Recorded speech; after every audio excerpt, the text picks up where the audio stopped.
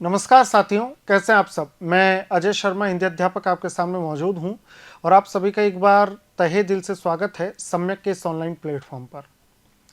साथियों, 13 सितंबर 2021 में आए हुए एसआई के पेपर को हमने देखा, उसका सॉल्यूशन किया और हमने जाना कि अव्यय से संबंध बोधक अव्यय जो है वहाँ से कठिन प्रश्न पूछे गए हैं, कारकों से प्रश्न पूछे गए हैं, विस्मयादि बोधक अव्यय से प्रश्न पूछे गए हैं, पारिभाषिक शब्दावली जिनका स्तर थोड़ा सा कठिन रहा है और तमाम प्रकार के प्रश्न। और सबसे ज़्यादा कठिनता आपको आई थी तत्सम तद्भव में।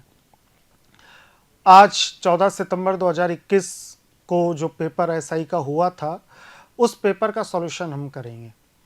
इसमें देखते हैं कि किस टॉपिक से कितने प्रश्न आए हैं, कैसे प्रश्नों की अधिकता रही है, प्रश्नों का स्तर क्या रहा है, इसके साथ साथ कि प्रश्नों का स्तर तो कठिन है या सरल है और प्रत्येक टॉपिक से प्रश्नों की संख्या क्या है। तमाम चीज़ों के बारे में बात करेंगे, जानेंगे, पेपर का सॉल्यूशन करेंगे, तब जाकर के हमें लगेगा कि हमने तैयारी बेहतर तरीके से की। आइए तो शुरुआत करते हैं पहले प्रश्न से। 14 सितंबर 2021 में आए हुए इस पेपर के पहले प्रश्न से। स्वागत है आप सबका, जुड़ जाइए और अपने साथियों को ये क्लास ज़रूर शेयर कीजिए, क्योंकि भला करेंगे तो भला होगा, ये हमारी नीति रही है हमेशा से। और अगर आप भला करते हैं, दूसरे का भी कुछ ना कुछ परोपकार के रूप में आप दूसरे की मदद करते हैं, तो फिर ईश्वर आपकी मदद करता है। तो चलिए पहले प्रश्न से सॉल्व करते हैं। और पहला प्रश्न आपका क्या कहता है?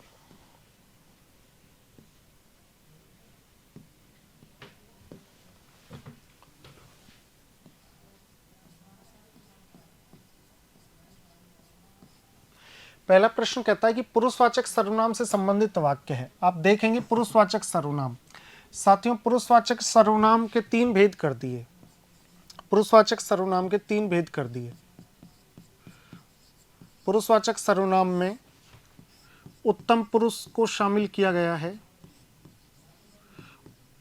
दूसरा शामिल किया गया है मध्यम पुरुष, और तीसरा शामिल किया गया है अन्य पुरुष।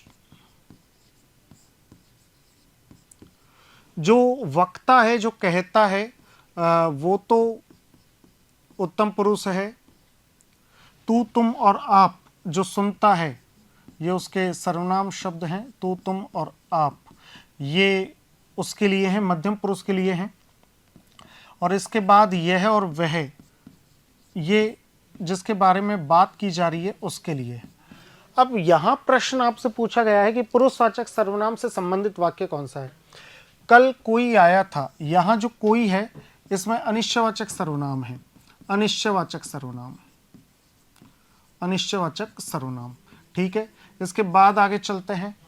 यह घर, यह जो आया है वो घर के लिए आया है, तो यह यहाँ पर निश्चयवाचक सर्वनाम हो गया, निश्चयवाचक सर्वनाम। इसके बाद थोड़ा सा और आगे चलते हैं। वे लोग कहाँ जा रहे हैं, इसमें वे जो है वो लोगों के लिए आया है, तो यहाँ भी ये निश्चयवाचक सर्वनाम का ही अर्थ देगा। निश्चयवाचक सर्वनाम, निश्चयवाचक सर्वनाम, क्योंकि वे लोगों के लिए आया है, सर्वनाम आया है, उसकी संज्ञा आई है और तुरंत बाद आई है। लेकिन वह आवश्यक कार्य से अजमेर गया है, यहाँ पर जो वह है ये पुरुषवाचक सर्वनाम में अन्य पुरुष का है। पुरुषवाचक सर्वनाम में अन्य पुरुष, इसलिए इसका उत्तर हो जाएगा साथियों चौथा। आगे चलते हैं कि अपना किस शब्द में ला उपसर्ग नहीं है। ला उपसर्ग, लाचार में ला है, लावारिस में भी ला है, लापता में भी ला है, लेकिन लालसा जो शब्द है, ये लालसा शब्द मूल शब्द है। ये लालसा जो शब्द है ये मूल शब्द है। जैसे देखो, लालसा शब्द है वो मूल शब्द है। तीसरा, किस विकल्प में लय प्रत्यय युक्त शब्द है। लय प्रत्यय युक्त, आप देखेंगे कि कमल मूल शब्द है, यहाँ लय नहीं है। असल, ये भी मूल शब्द है, लय नहीं है। सरल, ये भी मूल शब्द है, लय नहीं है। लेकिन नवल में नव शब्द है और फिर लय प्रत्यय है, इसलिए इसका जो उत्तर होगा वो साथियों तीसरा उत्तर इसमें होगा, तीसरा विकल्प होगा। इनमें से किस विकल्प के सभी शब्दों में एक से अधिक उपसर्गों का प्रयोग हुआ है? किस विकल्प के सभी शब्दों में एक से अधिक उपसर्ग? साथियों, असुरक्षित में अगर देखें तो पहला अ है, फिर सुरक्षित में सु है, ये दूसरा उपसर्ग है, और फिर रक्षित शब्द है, रक्षा और इत। अत्यंत में देखें तो अत्यंत में अति उपसर्ग है, एक ही उपसर्ग है केवल, तो ये विकल्प तो नहीं। अत्याचार में अगर देखा जाए तो साथियों अति है, और दूसरे नंबर पर देखा जाए है तो आ है, अति और आ है। लेकिन अध्यात्म शब्द में साथियों केवल अधि है, अधि और आत्म, तो ये भी नहीं है, इसमें भी दो नहीं है। निकृष्ट में देखा जाए तो निकृष्ट में नी है, केवल एक ही है, और अभ्यर्थी में अभी उपसर्ग है जो भी केवल एक है, तो ये भी नहीं। प्रत्याघात में देखा जाए तो इसमें आप देख पाएंगे कि इसमें पहला उपसर्ग तो प्रति है, और आघात शब्द में आ है, तो इसमें दो हैं। अप्रत्यक्ष में आ में देखेंगे तो आ है, और फिर प्रत्यक्ष में प्रति है। इस तरीके से इसमें दो हैं, और जब इसमें दो हैं तो इसका उत्तर चौथा हो जाएगा। इसके बाद देखेंगे कि किस वाक्य में संयुक्त क्रिया, साथियों एक से अधिक क्रिया मिलकर के एक क्रिया की रचना करती है, उसे संयुक्त क्रिया बोलते हैं। लुटेरों ने पूरे क्षेत्र को लूट लिया, लूट लिया संयुक्त क्रिया है साथियों। संयुक्त क्रिया क्यों है? संयुक्त क्रिया है कि लूटना और लेना। इसमें पहली तो है लूटना क्रिया, और दूसरी क्रिया है लेना, है ना। लेकिन यहां पर संयुक्त क्रिया के अंदर भी लूटना जो है वो तो है मुख्य क्रिया। आपको ये बात ध्यान से समझनी पड़ेगी। मुख्य क्रिया क्या होती है कि संयुक्त क्रिया दो क्रियाओं से मिलकर बनती है, जिसमें पहली क्रिया मुख्य क्रिया, और ऐसी क्रिया जो अपना वजूद खत्म कर देती है उसको रंजक क्रिया बोलते हैं। तो यहाँ पर ये कौन सी क्रिया हो गई? ये हो गई रंजक क्रिया, और ये मिलकर के संयुक्त क्रिया हो गई। मैं नहाकर कार्यालय जाऊंगा, यहां संयुक्त क्रिया नहीं है साथियों, सामान्य क्रिया है। यहां सामान्य क्रिया है कि मैं नहाकर विद्यालय जाऊंगा। अगर नहाकर शब्द में देखा जाए तो पूर्वकालिक क्रिया है। नहाकर शब्द में देखा जाए तो कौन सी क्रिया है? नहाकर शब्द में देखा जाए तो पूर्वकालिक क्रिया है। वह सारा खाना खा गया, यहां दो क्रियाएं मिलकर एक क्रिया का निर्माण करती हैं, इसलिए यहां पर संयुक्त क्रिया होगा साथियों, संयुक्त क्रिया है। इसमें भी गया जो है, ये जाना जो है, ये तो रंजक क्रिया है ना, और यहां पर ये जो खा है ये मुख्य क्रिया है संयुक्त क्रिया के अंदर भी। और बादलों के कारण चांद नहीं दिखाई दिया, ये भी साथियों संयुक्त क्रिया है। ये भी कौन सी क्रिया है? संयुक्त क्रिया है, क्योंकि दिखना और देना ये दो क्रियाओं से मिलकर एक क्रिया बनी है। तो इसका उत्तर हो जाएगा दूसरा। किस वाक्य में निजवाचक सर्वनाम का प्रयोग हुआ है? निजवाचक जो सर्वनाम है साथियों, ये आता है कि आप, अपने आप, ये इसकी पहचान है। आप, अपने आप, स्वयं, खुद, स्वतः, ये शब्द निजवाचक सर्वनाम की पहचान होते हैं साथियों। अब देखिए कि वे अपने आप, अपने आप निजवाचक सर्वनाम, वह अपने आप को निजवाचक सर्वनाम, मैं आप लोगों को, ये आप मध्यम के लिए आया है, मध्यम पुरुष के लिए आया है साथियों, यहाँ खुद के लिए नहीं आया, मध्यम पुरुष के लिए आया है कि मैं आप लोगों का बहुत आभारी हूं। और किसान अपने आप, ये भी निजवाचक हो गया। तो यहां पर तीसरा उत्तर हो जाएगा साथियों। कौन सा उत्तर हो जाएगा? तीसरा। इसके बाद चलते हैं कि विशेषण शब्द से रहित वाक्य कौन सा है? विशेषण। मैं पिछले वर्ष गांव गया, यहां वर्ष की विशेषता है कि पिछले वर्ष, इसका मतलब ये, इसमें तो विशेषण है। सभा में कम लोग, लोगों की विशेषता है कि वो कम है, इसमें भी विशेषण है। दुकान से कुछ फल, फलों की विशेषता है कि कुछ फल, यहाँ भी विशेषण है। लेकिन थोड़ा खाओ, खूब चबाओ, यहाँ खाओ का विशेषण है थोड़ा, और चबाओ क्रिया का विशेषण है खूब। साथियों विशेषण तो हैं, लेकिन एक क्रिया के विशेषण होने के कारण इनको हम विशेषण ना कह करके क्रिया विशेषण कहेंगे। और जब हम क्रिया विशेषण कहेंगे तो उसने तो पूछा है कि किसमें विशेषण नहीं है, तो इनमें विशेषण नहीं है, इनमें क्रिया विशेषण है। इनमें कौन सा विशेषण है? क्रिया विशेषण। आगे चलते हैं कि निम्नलिखित में तत्सम शब्द कौन सा है? तत्सम शब्द,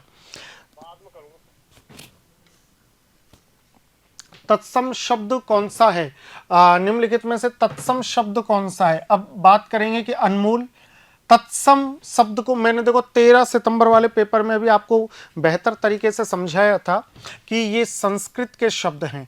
ये कौन से शब्द हैं? संस्कृत के। और ये कौन से शब्द हैं? हिंदी के। ठीक है, ये संस्कृत के शब्द हैं, ये हिंदी के शब्द हैं। संस्कृत के शब्दों को मैं एस से व्यक्त करूंगा, हिंदी के शब्दों को मैं एच से व्यक्त करूंगा। संस्कृत के शब्द तत्सम शब्द हैं, ये आपको ध्यान रखना है। हिंदी के शब्द तद्भव शब्द हैं, ये आपको ध्यान रखना है। तो संस्कृत के शब्द तत्सम शब्द हैं, हिंदी के शब्द तद्भव शब्द हैं। अनमोल जो शब्द है वो अमूल्य से बना है, अमूल्य से, है ना। अनमोल जो है वो तद्भव शब्द है, हिंदी का शब्द है, और अमूल्य संस्कृत का शब्द है। अमरूद जो है, अमरूद कौन सा शब्द है भाई बताओ? अमरूद कौन सा शब्द है? तो अमरूद आपका फारसी शब्द है, फारसी शब्द। अमरूद जो है वो फारसी शब्द है, विदेशज शब्द है, विदेशज, विदेशज शब्द है। ठीक है, इसके बाद कवि जो है, ये कवि तो तत्सम शब्द है, संस्कृत का शब्द है, तत्सम है ना। तत्सम है, क्यों है तत्सम? कवि शब्द में यह प्रत्यय आप लगाते हो, कवि शब्द में इत्री प्रत्यय लगा करके कवित्री बन जाता है। तो इस प्रकार से आपको ध्यान रखना चाहिए कि कवि शब्द संस्कृत का शब्द है, तत्सम शब्द है। चिड़िया जो शब्द है, चिड़िया, इस चिड़िया शब्द को आप देखेंगे तो ये चटका से बनी है। ये चिड़िया जो शब्द है ये हिंदी का शब्द है। ठीक है, ये चटका से बनी है। किससे बनी है? चटका। तो आपको ये ध्यान रखना है। संस्कृत भाषायाम चटका चटिका वा इत्यन्योः अनयोः पदयोः प्रयोगम चिड़िया इत्यस्य पदस्य पर्याय पदेन रूपे भविष्यति। अस्मात् कारणात् चटका चटिका वा चिड़िया इत्यस्य पर्याय पदम एते पर्याय पदम स्तः। इसका सीधा सा मतलब है चटका और चटिका। ये संस्कृत भाषा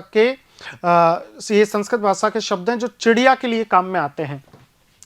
तो चिड़िया हिंदी शब्द है और चटका इसका संस्कृत शब्द हो गया।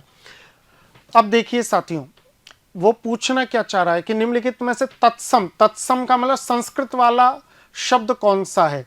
तो देखो संस्कृत वाला कौन सा है? ये तो है नहीं, ये तो हिंदी का शब्द है, ये फारसी शब्द है, ये संस्कृत का शब्द है और ये भी हिंदी का शब्द है। तो उत्तर हो जाएगा तीसरा। निम्नलिखित में से विदेशी शब्द कौन सा है? विदेशी, विदेशी। अब बताइए विदेशी शब्द कौन सा है? तो देखिए साथियों, बहादुर जो शब्द है ये विदेशी शब्द है, विदेशी शब्द है, तुर्की भाषा का शब्द है ना। सूत्र जो शब्द है ये संस्कृत का शब्द है ना, संस्कृत का। इसका हिंदी होता है सूत, सूत, ये इसका हिंदी होता है। जूता जो है वो देशज शब्द है ना, जूता देशज शब्द है। और नकुल जो है वो संस्कृत का शब्द है और हिंदी में इसका होता है नेवला, नेवला इसका हिंदी में होता है। ठीक है, हिंदी में क्या होता है? नेवला। अब ये पूछना चाह रहा है कि विदेशी, तो ये तो तत्सम है, ये देशज है, ये संस्कृत का है, तत्सम है, और ये विदेशी है। इनमें से किस विकल्प के सभी शब्दों में उपसर्ग तथा प्रत्यय दोनों का प्रयोग हुआ है? उपसर्ग और प्रत्यय। यहां देखो अप्रत्याशित में अ उपसर्ग है और इसके बाद प्रति भी उपसर्ग है और आशा शब्द के बाद इत इसमें प्रत्यय है। लेकिन करणीय शब्द में अनीय प्रत्यय ही है, केवल अनीय प्रत्यय है ना, केवल अनीय प्रत्यय है, उपसर्ग नहीं है, इसलिए विकल्प नहीं हो सकता।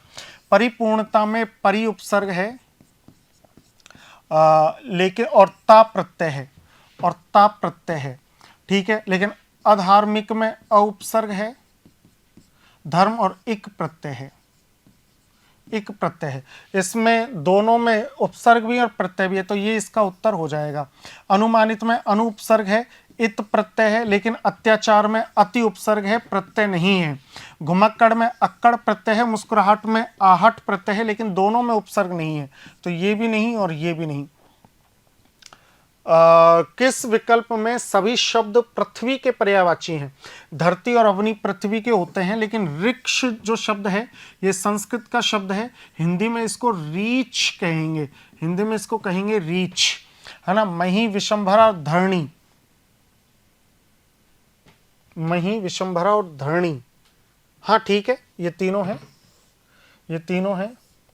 अचला, धरा, याज्ञसेनी, याज्ञसेनी तो द्रौपदी को बोलते हैं साथियों, द्रौपदी, पांचाली, द्रौपदी, है ना, द्रौपदी। तो द्रुपद शब्द में ई प्रत्यय लगाने के बाद द्रौपदी शब्द बनता है, तो ये भी नहीं। और क्षिति, वसुधा और मोली, मोली साथियों बोलते हैं मस्तक को, किसको बोलते हैं, मस्तक को, या शिखर आप इसको कह सकते हैं, शिखर, या फिर आप इसको कह सकते हैं कि चंद्रमौली, चंद्रमा है जिसके मस्तक पर, शिखर पर, ठीक है।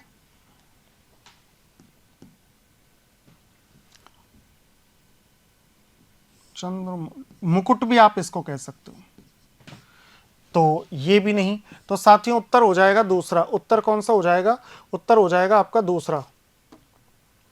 फिर आगे बात करते हैं, अगली बात क्या है वो समझेंगे अपन कि अगला प्रश्न है कौन सा शब्द तद्भव नहीं है। ध्यान से समझना, तद्भव नहीं है, तद्भव बोलते हैं हिंदी को, तो हिंदी का कौन सा नहीं है। अब ध्यान से समझो, अनशन जो शब्द है, अनशन, अनशन शब्द संस्कृत का शब्द है साथियों, संस्कृत का शब्द है। संस्कृत का शब्द कैसे है, अनशन शब्द बनता है अन से और अशन से, अन से और अशन शब्द से मिलकर अनशन बनता है ना। यहां तक आपको बात समझ में आ गई। ये जो अन है ये अव्यय है, किसका अव्यय है, ये संस्कृत का अव्यय है, ये संस्कृत का अव्यय है। तीन प्रकार के शब्द होते हैं, एक होता है अन, एक है अनु और एक है अन। ये अनु संस्कृत का उपसर्ग है, ये अनु संस्कृत का उपसर्ग है, ये संस्कृत का उपसर्ग है। ये जो अन है ये हिंदी का है साथियों, हिंदी का है, हिंदी का उपसर्ग है। अनजान, अनपढ़ हिंदी का उपसर्ग है, हिंदी का उपसर्ग है, अनजान, अनपढ़, अनगिनत। और ये जो अन है ये संस्कृत का अव्यय है, ये संस्कृत का अव्यय है। तो अब यहां पर आप देखेंगे कि संस्कृत का अव्यय जोड़ रहा है, इसका मतलब ये संस्कृत का शब्द है। लालच जो शब्द है वो हिंदी का शब्द है। मुखिया जो शब्द है, ये मुखिया शब्द बनता है, ये हिंदी का शब्द और ये बनता है मुख्य से, है ना। तो ये भी हिंदी का। शक्कर जो शब्द है वो भी हिंदी का है, ये बनता है शर्करा या शर्कर, है ना। तो ये भी हिंदी का है, ये भी हिंदी का है, ये भी हिंदी का है, लेकिन ये संस्कृत का है। वो पूछना ये चाह रहा है कि किस में आपके तद्भव नहीं है, तो तद्भव नहीं है तो पहले में नहीं है। इसके बाद आगे बात करते हैं कि किस विकल्प में सभी शब्द तद्भव हैं। आपको पता होना चाहिए कि तद्भव यानी हिंदी के शब्द ये पूछना चाह रहा है, तद्भव का मतलब हिंदी के शब्द ये पूछना चाह रहा है। तो देखिए साथियों, कान हिंदी का है और मुख भी हिंदी का है।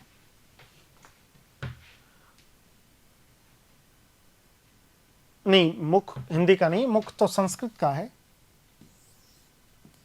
संस्कृत का है। नया हिंदी का शब्द है और दूध भी हिंदी का शब्द है। वो कह रहा है सभी शब्द तद्भव है यानी हिंदी वाले हैं। तो ये आज हिंदी का शब्द है, दिवस संस्कृत का शब्द है, साथी हिंदी का शब्द है, हिंदी का, और अंगुली जो है ये संस्कृत का शब्द है। इसमें छोटी ली आनी चाहिए साथियों, छोटी ली, अंगुली, है ना। ये संस्कृत का शब्द है, हिंदी में इसको उंगली, चंद्र बिंदु इसमें लग जाएगी, उंगली होगा, तो ये हिंदी का फिर होगा। तो देखिए ये हिंदी और संस्कृत, तो ये हटा दो, ये हिंदी हिंदी ठीक है, ये हिंदी संस्कृत ये हटा दो, ये हिंदी संस्कृत ये हटा दो। अब बात करते हैं इनको बोलते क्या क्या हैं, बोलते क्या क्या हैं। तो देखो कान जो है साथियों इसको कर्ण बोलते हैं संस्कृत में, कर्ण, और मुख को हिंदी में मुंह बोलते हैं, हिंदी में इसको बोलते हैं मुंह। नए को संस्कृत में बोलते हैं नव, संस्कृत में इसको नव बोलते हैं। और दूध को संस्कृत में दुग्ध बोलते हैं, संस्कृत मतलब तत्सम, ठीक है। आज को संस्कृत में अद्य बोलते हैं, अद्य मंगलवासरः अस्ति, तो अद्य मंगलवासरः अस्ति यानी आज मंगलवार है, तो ये संस्कृत का शब्द है। और दिवस जो है उसको दिन बोलते हैं हिंदी में, यानी उसका तद्भव रूप होता है दिन। साथी, साथी, साथी, साथी, साथ निभाना, साथी, ठीक है। अंगुली की हिंदी ये हो ही गई। तो फिर इसका उत्तर कौन सा होगा? इसका उत्तर होगा दूसरा, नया और दूध दोनों हिंदी के हैं। इनमें क्रिया विशेषण से बनी भाववाचक संज्ञा है। क्रिया विशेषण से बनी भाववाचक संज्ञा, क्रिया विशेषण से बनी भाववाचक संज्ञा, ध्यान से समझो। क्षमता ये क्रिया विशेषण नहीं है। ममता ये सर्वनाम है, क्रिया विशेषण नहीं है। विशालता ये भाववाचक संज्ञा है, लेकिन क्रिया विशेषण, विशाल तो विशेषण का काम करता है। लेकिन शीघ्रता में शीघ्र मूल शब्द है और शीघ्र रीतिवाचक क्रिया विशेषण है, नहीं कालवाचक।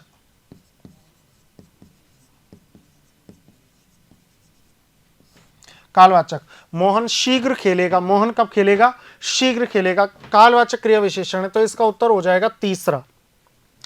इनमें सर्वनाम से बनी भाववाचक संज्ञा है, सर्वनाम से बनी भाववाचक। अपनापन अपना सर्वनाम है,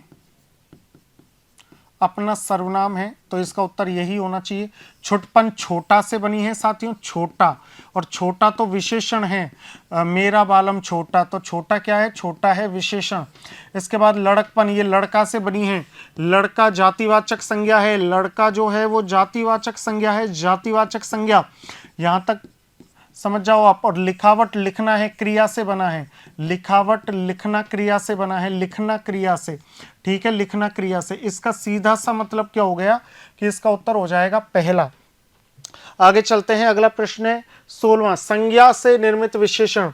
अगला जो है वो आगे से बनता है, आगे, और आगे क्या है? आगे है अव्यय, आगे है अव्यय, ठीक है, तो ये नहीं है। टिकाऊ टिकना से बनता है, टिकना, और टिकना क्रिया है, टिकना क्या है? टिकना है क्रिया, तो ये भी नहीं है साथियों, ये भी नहीं है। आपसी, आपस जो है वो अव्यय है।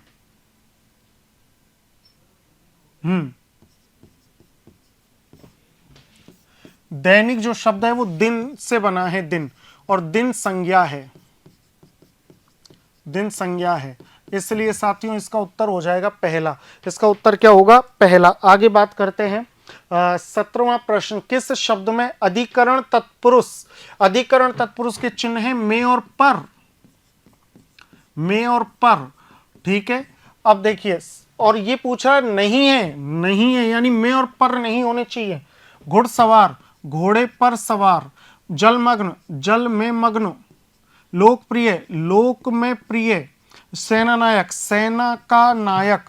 साथियों इन तीनों में तो में और पर है, लेकिन इसमें नहीं है, इसमें नहीं है, इसलिए इसका उत्तर हो जाएगा सेना नायक, सेना का नायक। संबंध तत्पुरुष, किस वाक्य में संबंध सूचक अव्यय का प्रयोग नहीं हुआ है? संबंध सूचक अव्यय का प्रयोग नहीं हुआ है, नहीं कहा है, संबंध सूचक का प्रयोग नहीं हुआ।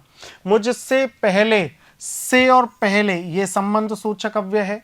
हथियारों सहित, हथियारों के साथ, के साथ ये भी संबंध सूचक अव्यय। जब आप पढ़ोगे तो आपको क्लियर हो जाएगा। अजमेर के निकट, के निकट, ये भी संबंध सूचक अव्यय है।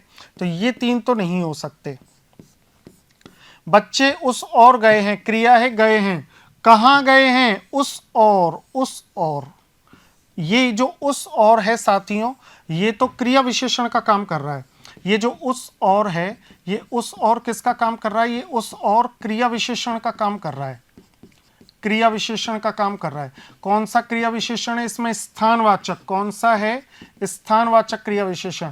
इसलिए आपको विशेष रूप से ध्यान रखना है, इसका उत्तर हो जाएगा तीसरा, क्योंकि यहां जो उस और है वो क्रिया विशेषण का काम कर रहा है। अगला प्रश्न देखेंगे कि रीतिवाचक क्रिया विशेषण से संबंधित वाक्य कौन सा है? रीतिवाचक। साथियों रीतिवाचक जो क्रिया विशेषण है उसमें क्रिया से प्रश्न पूछा जाता है, कैसे। क्रिया से क्या प्रश्न पूछोगे? कैसे। यह पत्रिका प्रति माह छपती है, छपती है, कब छपती है? प्रति माह। इसमें तो कालवाचक क्रिया विशेषण हो गया साथियों, कालवाचक क्रिया विशेषण। वह अचानक चला गया, कैसे चला गया? अचानक। इसमें रीतिवाचक है, इसमें रीतिवाचक क्रिया विशेषण है, कैसे चला गया? अचानक। इसके बाद आगे चलते हैं कि हमारी पुस्तकें यहां रखी हुई हैं, कहां रखी हुई हैं? यहां। इसमें स्थानवाचक। साथियों इसमें स्थानवाचक है। अगर क्रिया से कहां का प्रश्न करने पर उत्तर प्राप्त होता है तो स्थानवाचक। और सभी बच्चे बाहर खेल रहे हैं, कहाँ खेल रहे हैं, बाहर। इसमें भी आपका स्थानवाचक क्रिया विशेषण है। इसका सीधा सा मतलब क्या हो गया कि आपका उत्तर हो जाएगा दूसरा। 20वां प्रश्न देखेंगे कि अपने कुल का श्रेष्ठ या प्रतिष्ठित व्यक्ति, अपने कुल का श्रेष्ठ या प्रतिष्ठित व्यक्ति, अपने कुल का श्रेष्ठ या प्रतिष्ठित व्यक्ति। देखो ध्यान से समझना, कुलंगार का मतलब होता है कुल का नाश करने वाला, कुल कंटक होता है कुल को दुखी करने वाला, है ना, जो कुल को दुखी कर दे। और कुलीन होता है जो उच्च कुल में पैदा होता है। लेकिन कुल केतु वो होता है जो कुल का श्रेष्ठ व्यक्ति, प्रतिष्ठित व्यक्ति है। तो इसका उत्तर हो जाएगा साथियों तीसरा। कुल का नाश करने वाला कुलांगार, कुल को दुखी करने वाला कुल कंटक, उच्च कुल में पैदा होने वाला कुलीन, और कुल में श्रेष्ठ व्यक्ति कुल केतु। इनमें से किस विकल्प के सभी शब्द तद्भव हैं? तद्भव का मतलब हिंदी के शब्द हैं, हिंदी के साथियों, है ना, ध्यान रखना हिंदी के। मैं आपको फिर बता रहा हूं, एस और एच के रूप से हम इसको पढ़ेंगे। एस का मतलब संस्कृत के, और एच का मतलब हिंदी के, है ना। संस्कृत के शब्द तो कहलाएंगे तत्सम, और हिंदी के शब्द कौन से कहलाएंगे? हिंदी के शब्द कहलाएंगे तद्भव। तो देखो, धैर्य जो शब्द है वो संस्कृत का शब्द है, ठीक है, और गोबर जो शब्द है वो हिंदी का शब्द है। जेठ जो शब्द है वो हिंदी का शब्द है, और पाषाण जो शब्द है वो संस्कृत का ही शब्द है। पाषाण हृदय, हाँ, संस्कृत का है। कोक हिंदी का शब्द है, और पत्थर भी हिंदी का शब्द है। पुष्प संस्कृत का शब्द है, पुष्पांजलि। और भक्त जो शब्द है वो भी संस्कृत का शब्द है, भक्त शिरोमणि। अब ध्यान से समझो, आप वो पूछा कि सभी शब्द हिंदी के हैं, तो उत्तर तो हो जाएगा तीसरा। देखो ये संस्कृत का है, इसकी हिंदी होती है धीरज, धैर्य की हिंदी होगी धीरज, तद्भव। गोबर का जो संस्कृत होगा वो होगा गोमय, गोमयात वृश्चिक जायते, संस्कृत भाषायाम अपादान कारके इत्यस्य वाक्यस्य अध्ययनम वयम करिष्यामः यत् गोमयात वृश्चिकः जायते, गोबर से बिच्छू पैदा होता है। तो गोमयात, गोबर से, गोमय इत्यस्य पदस्य हिंदी भाषायाम अर्थ गोबर। जेठ जो शब्द है इसका संस्कृत होगा ज्येष्ठ, और पाषाण जो है, पाषाण पत्थर तो प्रस्तर होता है, इसका तो संस्कृत होगा प्रस्तर, और पाषाण का हो जाएगा पाहन। पाषाण का क्या हो जाएगा? पाहन। क्या हो जाएगा साथियों? पाषाण का हो जाएगा पाहन, ठीक है। अब इसके बाद कोख को बोलते हैं संस्कृत में कुक्षी। अयम शिशु कुक्षी इत्यस्मिन् अस्ति, इसमें है। और पुष्प को पुहुप बोलते हैं। 13 सितंबर 2021 के पेपर में पुहुप शब्द हमने देखा था। और भक्त को हिंदी में बोलते हैं भगत। क्या बोलेंगे? भगत। अब आप खुद सोचिए साथियों, मैंने आपको पहले ये बता दिया कि कौन सा संस्कृत का है, कौन सा हिंदी का है। अगर हिंदी का है तो उसकी संस्कृत क्या होगी, और संस्कृत का है तो उसकी हिंदी क्या होगी। संस्कृत वाले एस और हिंदी वाले एच, संस्कृत वाले तत्सम, हिंदी वाले तद्भव। ये आपको जानना बेहद आवश्यक है। 22वां प्रश्न है कि निम्नलिखित में से तत्सम शब्द कौन सा है? तत्सम का मतलब संस्कृत का शब्द कौन सा है? तो देखो, रोटी तो हिंदी का शब्द है। बहु जो है वो भी हिंदी का शब्द है।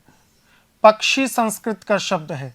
शतरंज जो आपका है, वैसे तो ये शत और रंज यानी चार, लेकिन ये उसमें उत्तर आपका पक्षी माना है साथियों। बोर्ड की तरफ से, जो आयोग की तरफ से उत्तर माना गया है, पक्षी माना गया है ना। ये जो बहु है ये वधु से बनती है, वधु, और रोटी बनती है रोटी का, है ना, रोटी का। निम्नलिखित शब्दों में देशज शब्द, साथियों देशज शब्द पूछा है।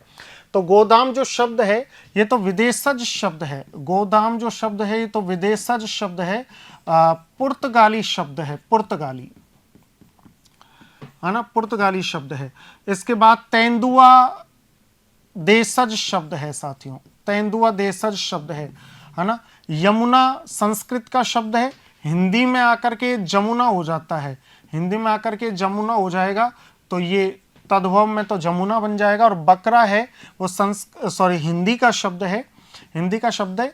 संस्कृत में बरकर शब्द होता है, बरकर, बरकर शब्द होता है, उससे बकरा बनता है। तो ये विदेशी है, ये देशज है, ये तत्सम है, ये तद्भव है। किस विकल्प में शब्द युग्म का अर्थ भेद सही नहीं है? गलत पूछ रहा है वो कि गलत किस में है। अभय यानी भय रहित और उभय यानी दोनों, हाँ ठीक है, ये तो ठीक है। इतर का मतलब अन्य, इत्र का मतलब सुगंधित द्रव्य, ये भी ठीक है। कांति यानी थकावट, ना क्लांति यानी चमक, ना कांति यानी तो हो जाएगा चमक, कांति यानी तो हो जाएगा चमक। और क्लांति जो है साथियों, क्लांति, ये क्लांति जो शब्द है इसका अर्थ हो जाएगा थकावट, थकावट। तो ये ही इसका उत्तर होगा, बाकी ये नहीं होंगे। कपिश यानी मटमेला और कपीश यानी हनुमान, कपियों के ईश्वर, बिल्कुल। तो गलत पूछा था साथियों और गलत हमने बता दिया है कि तीसरा होगा। किस विकल्प में शब्द युग्म का अर्थभेद सही है? सही पूछ रहा है। तो मेघ यानी बादल, ठीक है, और मेध यानी अज्ञ ना, मेध यानी होता है यज्ञ, यज्ञ। तो वो पूछा है कौन सा सही है, तो ये तो नहीं है। कौन सा सही है? रुख यानी पेड़ ना, रुख यानी तरफ ना, रुख, रुख यानी तो होगा तरफ, और रूख यानी हो जाएगा पेड़, तो ये भी नहीं हो सकता। रोचक का मतलब तो दिलचस्प है, लेकिन रेचक का मतलब स्थावर नहीं, दस्तावर, दस्तावर, तो ये भी नहीं हो सकता। अजर, अजर यानी जो बूढ़ा ना हो, और अजीर यानी आंगन, बिल्कुल ठीक बात है साथियों, इसमें उत्तर हो जाएगा चौथा। बाकी तीन अशुद्ध थे, चौथा इसका उत्तर होगा। किस वाक्यांश के लिए प्रयुक्त शब्द सार्थक नहीं है? नहीं पूछा है साथियों, नहीं है।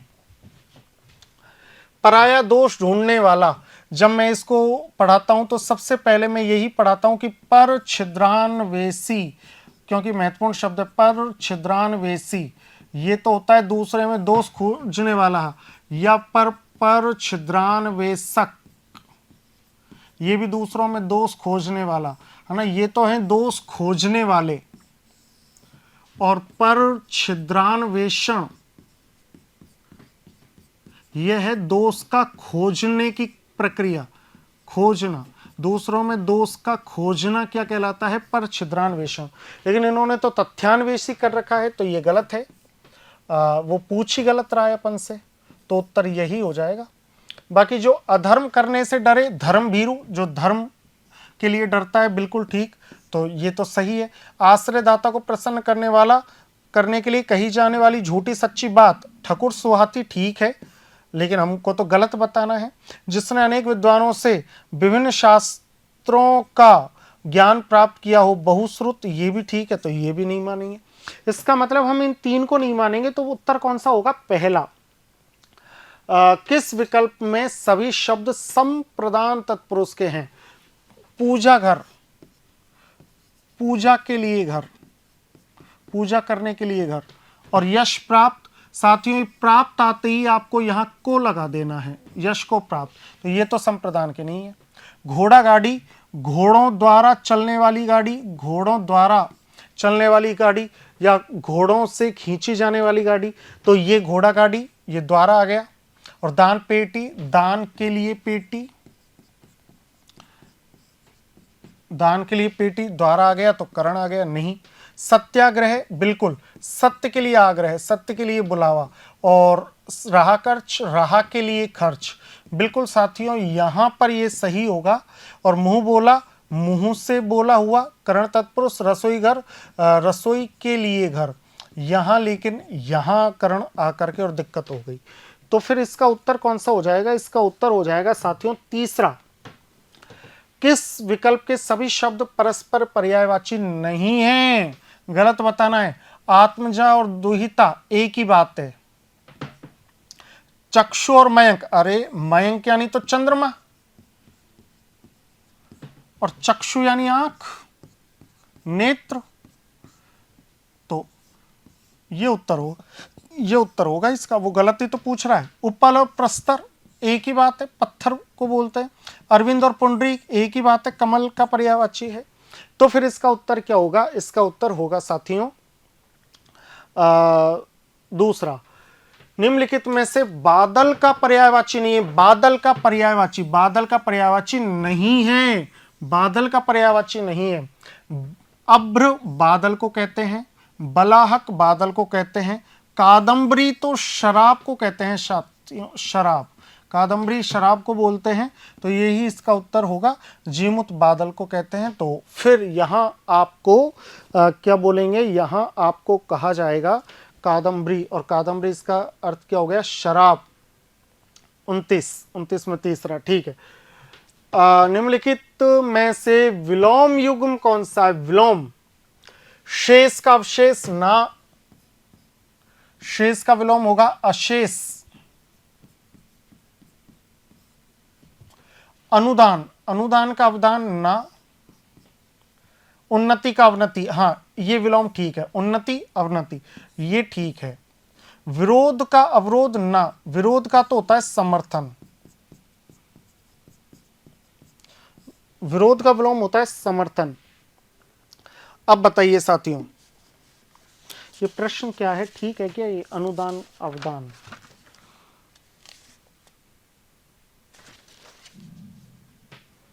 अनुदान अवदान, अनुदान का हो जाएगा साथियों अस्वीकार, अस्वीकार। तो ये भी नहीं, ये भी नहीं, ये भी नहीं, ये। तो इस तरीके से आपने देखा कि 30 प्रश्न हमने कर लिए और 30 प्रश्नों में हमने पाया कि तत्सम तद्भव वाला जो हिस्सा है वो हमें कहीं ना कहीं भ्रमित कर सकता है, बाकी हम कहीं भी भ्रमित नहीं होने वाले। तो जहां हमारी कमी है वहां पर आप मेहनत करो। तत्सम तद्भव के शब्दों को अभी से पढ़ो, लगातार पढ़ो। संस्कृत के जो शब्द हैं वो, संस्कृत के मूल शब्द तत्सम है और हिंदी में आकर के उनके रूप में थोड़ा बहुत परिवर्तन हुआ है, वो तद्भव हो गए। देशज कौन से हैं, विदेशज कौन से? इस टॉपिक को रट लो बिल्कुल। पारिभाषिक शब्दावली, तत्सम, अव्यय, कारक, ये वो टॉपिक्स हैं, ये वे टॉपिक्स हैं जो आपके चयन को रोक सकते हैं। इसलिए मेहनत कर दीजिए। जो 5-7 टॉपिक है इन पे लगातार मेहनत करो। अभी तो 7 महीने लगातार करो मेहनत, फिर देखो क्या चमक करके निकलते हो, क्या चमक करके निकलते हो। चलो आगे चलते हैं, अगले प्रश्न पर चलते हैं।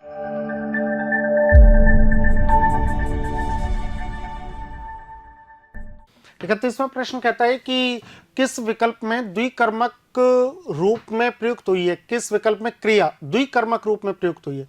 अध्यापक ने विद्यार्थियों को पाठ पढ़ाया, क्रिया है पढ़ाया। क्या पढ़ाया? पाठ। किनको पढ़ाया? विद्यार्थियों को। इसमें हुई है वह सुबह पढ़ाई करता है, ठीक है, पढ़ाई करता है, एक कर्मक है। और शाम को खेलता है, शाम को खेलता है, ये अकर्मक हो गई, तो ये नहीं हो सकता। मैं बाजार से सब्जी और फल खरीद लाया, सब्जी और फल, यहां पर कर्मों की संख्या तो 2 है, लेकिन हमें देखिए यहां ध्यान से समझना है, अगर कर्म और से जुड़ा हो तो उसे एक ही कर्म माना जाएगा। ये पूरा कर्म है, अगर और से जुड़ रहा है तो फिर ये एक ही है। क्या खरीद लाया? सब्जी और फल। किसे या किसको इसमें नहीं है, ये आपको बात ध्यान रखनी है। इसमें प्राणीवाचक कर्म नहीं है, इसमें गौण कर्म भी नहीं है। मुख्य कर्म है कि फल और सब्जी ले आया, तो ये भी नहीं। मदारी के करतब देखकर दर्शक खूब हंसे, है ना, खूब हंसे। तो आप यहां पर देख सकते हैं कि अकर्मक क्रिया, तो इसका उत्तर हो जाएगा पहला। आगे चलिए कि कौन सा शब्द बहुवचन में प्रयुक्त नहीं होता। इसके तेवर तो देखो, आप, अनेक, ये भी बहुवचन में, ये भी बहुवचन में, ये भी बहुवचन में, लेकिन दुनिया, दुनिया एक वचन में, ये दुनिया है ही ऐसी, ये दुनिया ऐसा ही करती है, तो ये बहुवचन हो गया, सॉरी ये एक वचन हो गया। आगे चलिए कि प्रवृत्ति शब्द का विलोम क्या है। प्रवृत्ति शब्द का विलोम, तो प्रवृत्ति शब्द का विलोम है निवृत्ति। प्रवृत्ति शब्द का विलोम क्या है साथियों? प्रवृत्ति शब्द का विलोम है निवृत्ति। आगे चलते हैं 34वां, निम्नलिखित में से किस विकल्प में आवृत्ति मूलक पक्ष है? आवृत्ति मूलक पक्ष, आवृत्ति का मतलब कि जो रोज क्रिया की आवृत्ति होगी। तो अध्यापक पढ़ा रहे हैं, बिल्कुल, किताब अलमारी में है, ठीक है, उसने गीत सुना दिया, उसने गीत सुना दिया, ठीक है, सुना दिया, लेकिन माँ खाना बनाती है, माँ खाना बनाती है, यह आवृत्ति मूलक पक्ष है। माँ खाना बनाती है, यह आवृत्ति मूलक पक्ष है। आप उधर बैठिए, वाक्य में वृत्ति है, निश्चयार्थक नहीं, आज्ञार्थक बिल्कुल, संकेतार्थक नहीं, संभावनार्थक नहीं। आप उधर बैठिए, इसमें आज्ञा का भाव है, आज्ञार्थक वृत्ति है। किस विकल्प में समश्रुत भिन्नार्थक शब्द युग्म का अर्थभेद सुमेलित नहीं है? यहां आपको समझने की आवश्यकता है साथियों। सुमेलित नहीं है, गलत पूछा है उसने कि किस में गलत है। दशन दांत और दर्शन अवलोकन, प्रणय प्रेम और परिणय विवाह, सूती प्रसव और सूती सूत का बना हुआ, निर्जर देवता नहीं, निर्जर झरना नहीं, ये उल्टे सीधे दे दिए। निर्जर का मतलब तो होता झरना, निर्जर का मतलब तो क्या होता? निर्जर का मतलब तो होता है झरना, और निर्जर का मतलब होता है देवता, जो कभी बूढ़ा ना हो, देवता। तो यहां उत्तर हो जाएगा साथियों चौथा। किस विकल्प में विलोम युग्म नहीं है? किस विकल्प में विलोम युग्म नहीं है?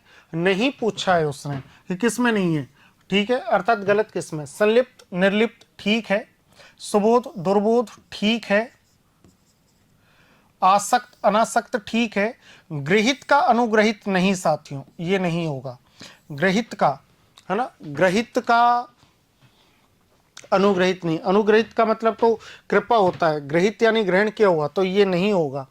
किस वाक्य में को परसर्ग, को जो कारक चिन्ह है, इस को कारक चिन्ह कर्म कारक के लिए प्रयुक्त नहीं हुआ। मोहन ने सोहन को उसकी पुस्तक लौटा दी, मोहन ने सोहन को उसकी पुस्तक लौटा दी। पुस्तक लौटा दी, क्या लौटा दी? पुस्तक किसको लौटा दी? सोहन को।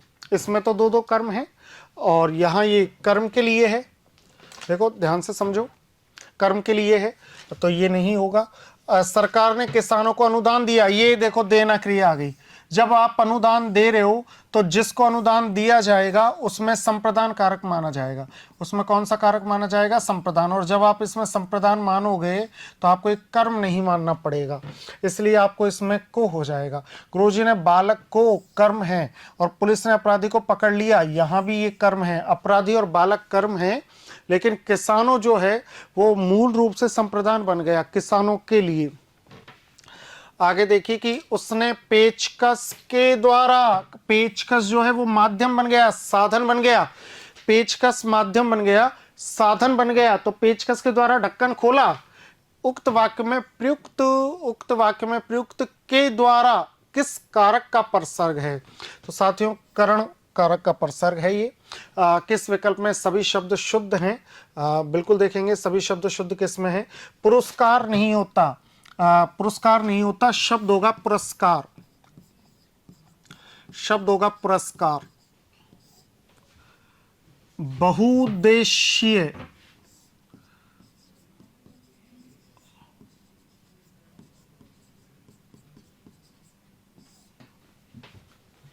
अतिशयोक्ति गलत,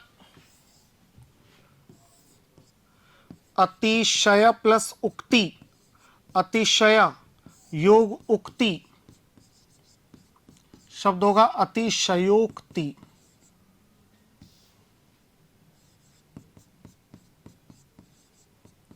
श पूरा आएगा इसमें, तो ये गलत। मंत्रिमंडल ठीक है। विरहणिनी, विरहिणी, विरह शब्द में इन्हीं प्रत्यय लगा करके और शब्द बनता है विरहिणी, विरहिणी। और सुवासिनी, सुवासिनी नहीं होता, सुहासिनी होता है, सुहासिनी, सुहासिनी नहीं, सुहासिनी। चरमोत्कर्ष बिल्कुल ठीक है और हतोत्साह बिल्कुल ठीक है। अगर चरमोत्कर्ष को आप चरमोत्कर्ष में रे को हलंत कर दोगे तो गलत हो जाएगा, तो चरमोत्कर्ष। और हतोत्साह, हतोत्साहित गलत हो जाएगा, ये ठीक है। तो इसमें चौथा ठीक है साथियों, इसमें चौथा ठीक है। कौन सा ठीक है? चौथा ठीक है। आगे चलिए। किस विकल्प में सभी शब्द अशुद्ध शब्द हैं? अशुद्ध पूछा है उसने, इसको लास्ट में लेंगे क्योंकि इसमें इन आठों की व्याख्या होगी। देखो, एक तो 41वां है, मैं लिख देता हूं कहीं पर 41वां, ये लास्ट में लेना है व्याख्या के साथ में 41वां। आगे चलिए 42 पर देखो। वाक्यांश के लिए सार्थक शब्द की दृष्टि से कौन सा विकल्प असंगत है? जिसका काम सिद्ध हो चुका है, कृतार्थ, जिसका काम सिद्ध हो चुका है, किए हुए उपकार को न मानने वाला, कृतज्ञ, ये तो ठीक है। वो पूछा गलत किस में है?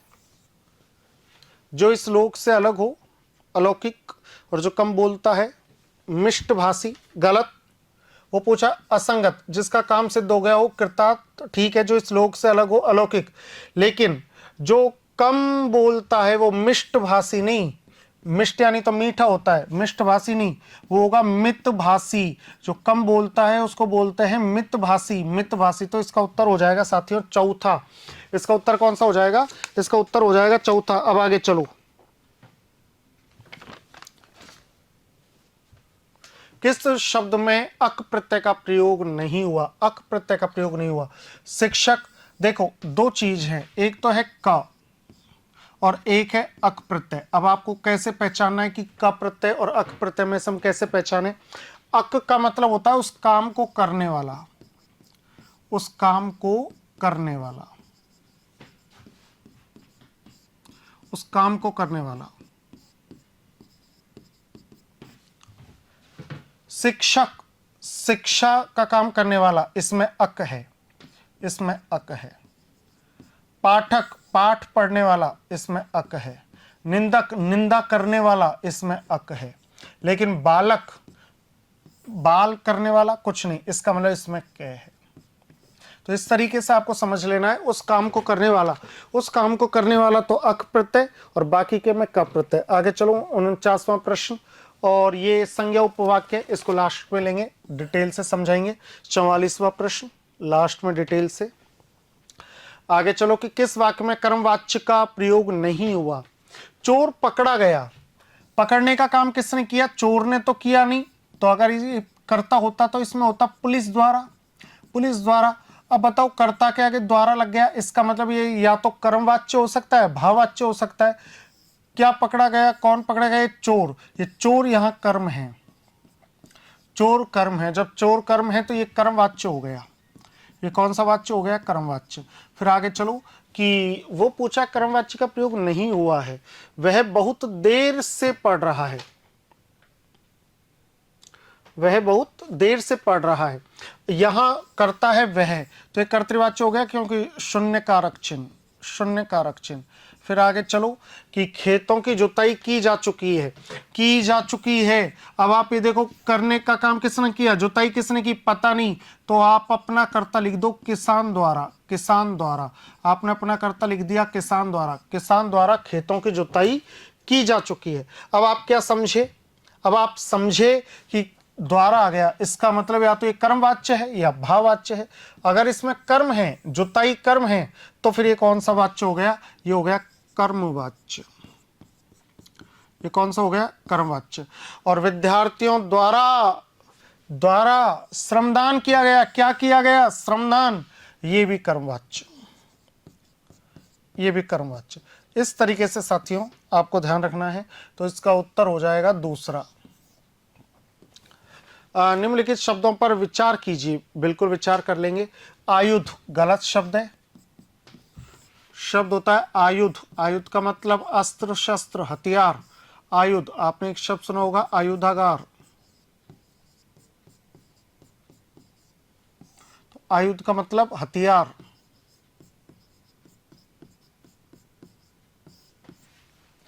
अंतर्धान सही शब्द है, वाहिनी सही शब्द है, उल्लंघन गलत शब्द है, उल्लंघन होगा, उल्लंघन। अब प्रश्न क्या कहना चाह रहा है? प्रश्न कहना चाह रहा है कि किस विकल्प में सभी शब्द शुद्ध हैं? तो बे और से, बे और से। दूसरा दूसरा निम्नलिखित में से संकेतार्थक वृत्ति, ध्यान से समझना साथियों, संकेतार्थक जो वृत्ति होती है उसकी सबसे बड़ी पहचान होती है कि तो आएगा, दो उपवाक्य जुड़ेंगे और दोनों उपवाक्य तो से जोड़ेंगे। अब समझो, उसने अपना कार्य कर लिया है, नहीं। ईश्वर सबका भला करे, नहीं, मतलब भला तो करे। यदि तुम पढ़ाई करते तो उत्तीर्ण हो जाते, और क्या तुम मेरा काम कर दोगे? नहीं। किस विकल्प में मनोविकार और उसे व्यंजित करने वाले विस्मयादिबोधक शब्द असंगत है? मनोविकार का मतलब भाव अभिव्यक्त करना, ठीक है। देखो, हर्ष के लिए वाह ठीक है, शोक के लिए हाय ठीक है, तिरस्कार के लिए ओहो ना ये ठीक नहीं है, आश्चर्य के लिए क्या, हाँ ये ठीक है। वो कह रहा है कि कौन सा इसमें विस्मयादिबोधक शब्द असंगत है? ये असंगत है साथियों। हम तिरस्कार करते हैं तो या तो लिखते हैं दिक, एक तो इसका शब्द हो गया दिक, या फिर हो गया हट, हट, दिक और हट, दिक और हट। तो साथियों यही इसका उत्तर हो गया, बाकी ये उत्तर इसके नहीं है। आगे चलिए, किस विकल्प में भाववाच्य है? यह पुस्तक पढ़ी गई थी, पढ़ी गई थी क्रिया है, किसके द्वारा पढ़ी गई थी? राम के द्वारा पढ़ी गई थी। क्या पढ़ी गई थी? पुस्तक, कर्म है, तो ये हो गया कर्मवाच्य। ये कौन सा हो गया? कर्मवाच्य। मोहन से बैठा नहीं गया, भाववाच्य। तीन लुटेरे पकड़े गए पुलिस द्वारा, लुटेरे पकड़े गए, कर्मवाच्य। अशोक ने, कर्तृवाच्य। ने के कारण कौन सा वाच्य? कर्तृवाच्य।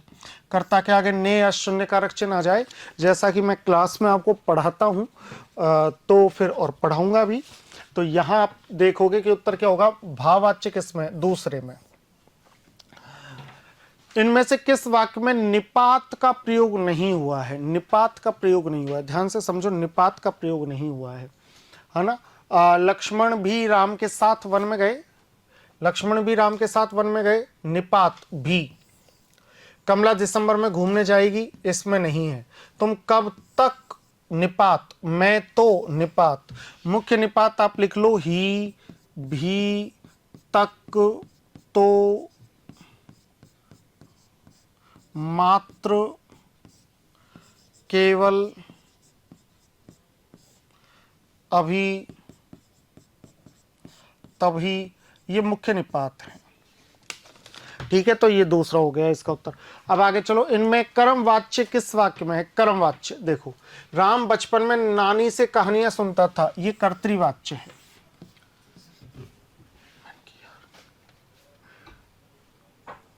ये कर्तृवाच्य है।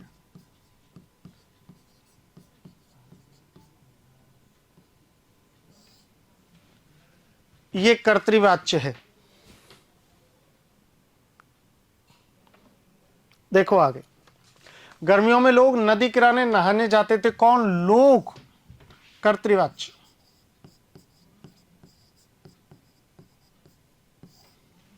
पहले लोग सिनेमा हॉल में फिल्में देखते थे, कर्तृवाच्य।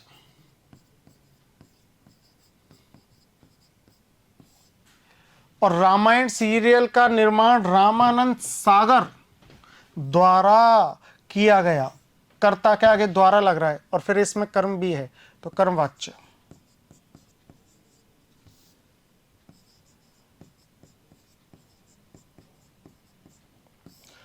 वो पूछा कर्मवाच्य किसमें है, तो चौथे में है साथियों, इसमें उत्तर हो जाएगा चौथा। आगे चलो, किस विकल्प के सभी शब्द पुल्लिंग हैं? कौआ, ठीक है, पुल्लिंग है। खरगोश पुल्लिंग है, मंडल पुल्लिंग है, हीरा पुल्लिंग है, मोती पुल्लिंग है, मणि स्त्रीलिंग है, नथ स्त्रीलिंग है, मूंगा पुल्लिंग है, पन्ना पुल्लिंग है, हार पुल्लिंग है, पायल स्त्रीलिंग है, पुखराज पुल्लिंग है। तो अब आप देखो साथियों, सभी पुल्लिंग किसमें हैं, सभी पुल्लिंग किसमें, तो सभी पुल्लिंग हैं पहले में। वर्तनी की दृष्टि से किस विकल्प के सभी शब्द अशुद्ध हैं, सभी शब्द अशुद्ध हैं। देखो बाहुल्यता गलत, बाहुल्यता नहीं, बहुलता या बाहुल्य, या तो बहुल शब्द में ता प्रत्यय या फिर बहुल शब्द में ये प्रत्यय, ये प्रत्यय लगने के बाद बनेगा बाहुल्य। इकट्ठा, हाँ ये तो शुद्ध है, इकट्ठा ये तो शुद्ध है। धोखा गलत, धोखा, धोखा। धंधा शुद्ध, भूख गलत, भूख। झूठ गलत, झूठा। ब्राह्मण गलत, ब्राह्मण।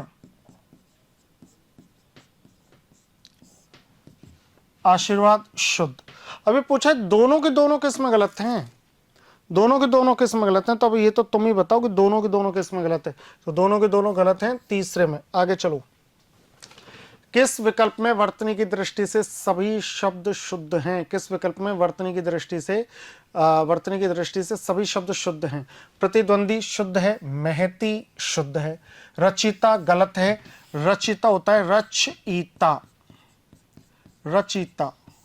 और एक क्या गलत है, क्योंकि एक शब्द में यह प्रत्यय लगेगा, एक संख्यावाची विशेषण है, तो ऐक्य बनेगा साथियों, ऐक्य।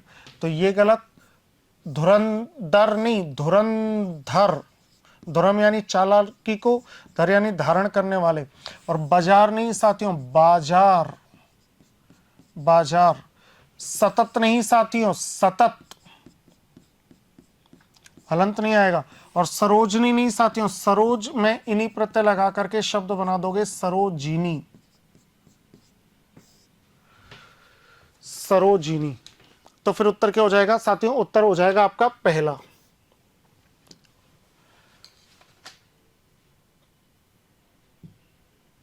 बहता पानी रमता जोगी, लोकोक्ति का भावार्थ क्या है कि बहता पानी रमता जोगी, कि पानी बहता हुआ ठीक है, और जोगी रमता हुआ यानी इधर उधर घूमता हुआ। तो देखो बहते पानी की तरह जोगी भी निरंतर गतिशीलता बनी रहती है। हाँ, घुमक्कड़ व्यक्ति कभी एक जगह नहीं रुकता, गलत। ठहरा हुआ पानी और एक, ठहरा हुआ पानी और एक स्थान पर रुका हुआ योगी अपनी सार्थकता खो देते हैं, ये ठीक है। इसका चौथा विकल्प ये रहा, बहता हुआ पानी और निरंतर विचरण करता हुआ योगी समाज को गतिशील रहने का संदेश देते हैं, नहीं। अब बताओ इसका उत्तर क्या होगा।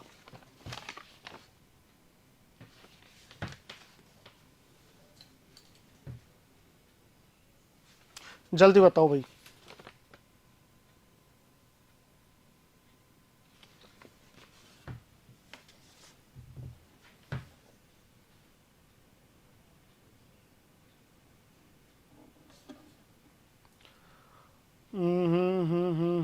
बहता पानी रमता जोगी, लोकोक्ति का भावार्थ क्या है। बहते पानी की तरह जो भावार्थ है, बहते पानी की तरह जोगी भी निरंतर गतिशीलता बनी रहती है, जोगी की भी निरंतर गतिशीलता बनी रहती है। घुमक्कड़ व्यक्ति कभी एक जगह नहीं रुकता।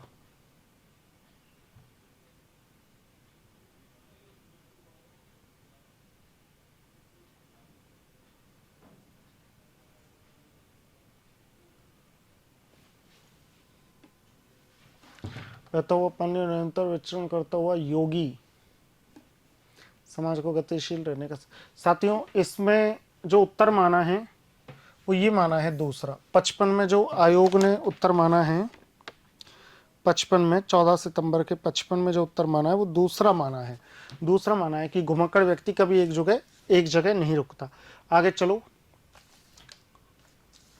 किस विकल्प में पुल्लिंग और स्त्रीलिंग, पुल्लिंग, पुल्लिंग नहीं पुल्लिंग,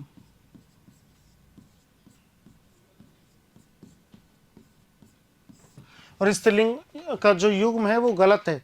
कवि का कवित्री होता है, बाघ का बाघिन होगा, नेता का नेत्री होगा, मेंढक का मेंढा थोड़ी होगा, मेंढा अलग चीज है, मेंढक अलग चीज है, मेंढक का होगा मेंढकी।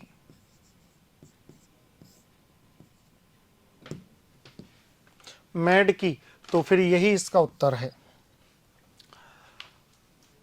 किस विकल्प के सभी शब्द पुल्लिंग हैं? सभी शब्द जो हैं वो पुल्लिंग हैं, सभी शब्द पुल्लिंग हैं।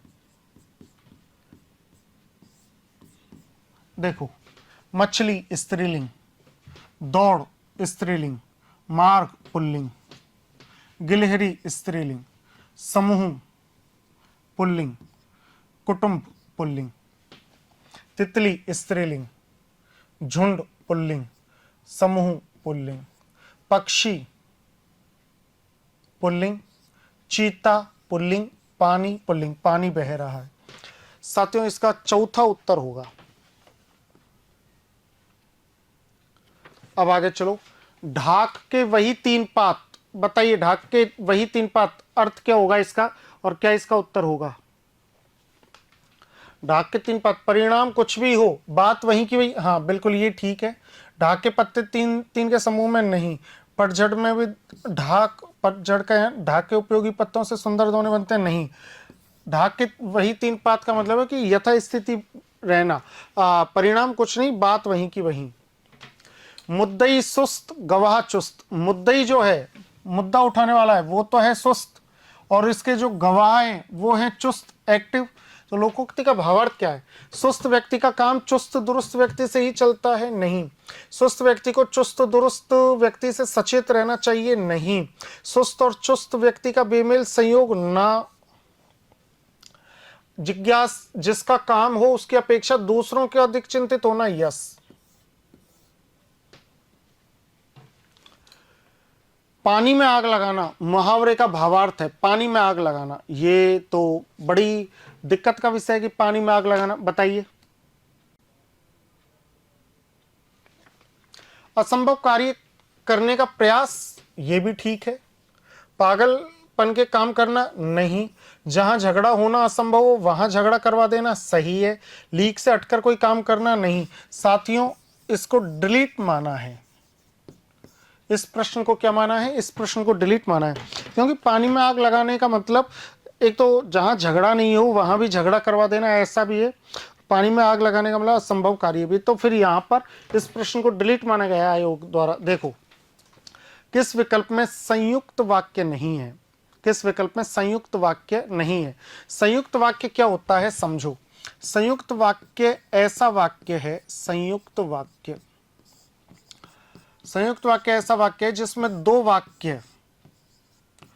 वाक्य जुड़े होंगे, और ये कौन कौन से शब्दों से जुड़े होंगे वो समझो आप।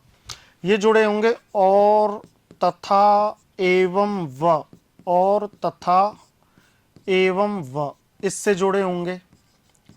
या फिर वो जुड़े होंगे या, अथवा, न। ये जुड़े होंगे आपके पर, किंतु, परंतु, पर, मगर, लेकिन। ये आपके जुड़े होंगे अतः, इसलिए।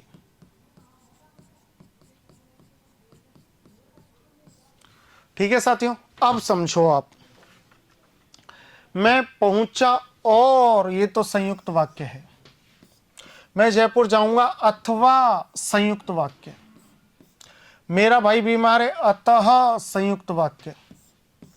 जहां अभी समुद्र है वहां किसी प्रकार कभी जंगल हुआ करता था, ये मिश्रित वाक्य है साथियों। जहां, जहां और वहां, ये जो संबंधबोधक अव्यय है, सॉरी संबंधबोधक अव्यय नहीं, संबंधवाचक सर्वनाम है, ये सर्वनाम शब्द जहां और वहां, ये मिश्रित वाक्य की पहचान है, ये मिश्रित वाक्य की पहचान है। तो इसका उत्तर हो जाएगा चौथा। अगला प्रश्न देखिए साथियों। वह अपने मित्र के लिए पत्र लिखता होगा, लिखता होगा, होगा मिल जाए तो होगा तो पता है किस में जाता है, होगा जाता है संदिग्ध में, लेकिन उससे पहले ता ते ती मिल जाए, ता ते ती, या फिर मिल जाए रहा रही रहे, रहा रही और रहे, तो आपको आंख बंद करके क्या कर देना है, आपको संदिग्ध वर्तमान मान लेना है, संदिग्ध वर्तमान। निम्नलिखित में से पूर्ण भूतकाल से संबंधित वाक्य। पूर्ण भूतकाल की पहचान क्या है साथियों? पूर्ण भूतकाल की पहचान है था थे थी मिलेगा और उससे पहले आ मिल जाएगा, ई मिल जाएगा, ए मिल जाएगा। खेलने गया, यहां था थे थी नहीं मिला तो इसमें पूर्ण भूतकाल नहीं है।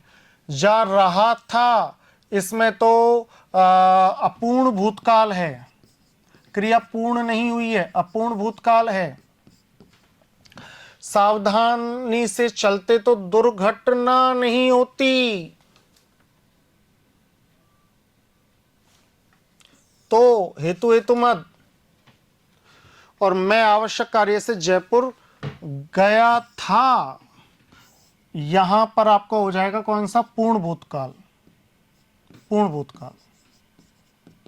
तो उत्तर हो जाएगा आपका चौथा। ये काल वगैरह ये क्लास में ही पढ़ाएंगे आपको, टेंशन वाली कोई बात नहीं है। मुझे पुस्तकें मित्र को देनी है, मुझे पुस्तकें मित्रों को देनी है, मित्र को देनी है, मुझे पुस्तकें मित्र को देनी है। वाक्य में उद्देश्य है, आप ये समझो कि उद्देश्य क्या होता है? उद्देश्य बोलते हैं कर्ता को। उद्देश्य किसको बोलते हैं? उद्देश्य बोलते हैं कर्ता को। और जब उद्देश्य कर्ता हो गया तो साथियों फिर टेंशन की तो कोई बात ही नहीं है। मित्र को देनी है, देने का काम कौन कर रहा है? करता है मुझे, देने का काम कर रहा हूं मैं, मुझे। तो यहां उत्तर हो जाएगा एक। इनमें से किस विकल्प में मिश्र वाक्य नहीं है?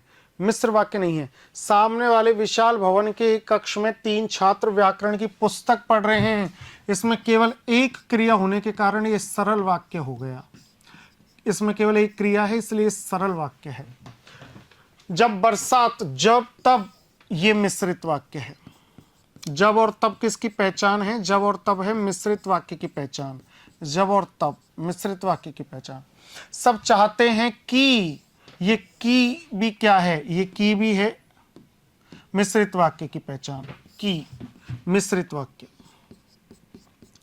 और कौन कौन से शब्द मिश्रित के? मिश्रित के हैं छोटी की, ताकि, जबकि, क्योंकि, क्योंकि। ठीक है, तो ये मिश्रित है, ये भी मिश्रित है। जिस शहर में ज से शुरू होने वाला सर्वनाम तो फिर मिश्रित, जैसे शुरू हुआ और मिश्रित, मिश्रित, तो फिर उत्तर हो जाएगा पहला। किस विकल्प में शुद्ध वाक्य है? मुझसे यह काम संभव। जब आपने संभव लिख दिया तो नहीं हो सकता, हो सकता नहीं आएगा। संभव लिख दिया तो फिर सकना नहीं आएगा, तो मुझसे यह काम संभव नहीं है ये आएगा, ये नहीं आएगा, तो ये तो हो ही नहीं सकता। थोड़ी देर बाद वे वापस लौट आए, वापस और लौट दोनों एक साथ प्रयोग नहीं होते, ये भी हटा दो। अब आपके पास 2 वाक्य बच गए कि शब्द केवल संकेत मात्र हैं और चाहे जैसे हो तुम वहां जाओ। अब बताओ इसका उत्तर क्या होगा?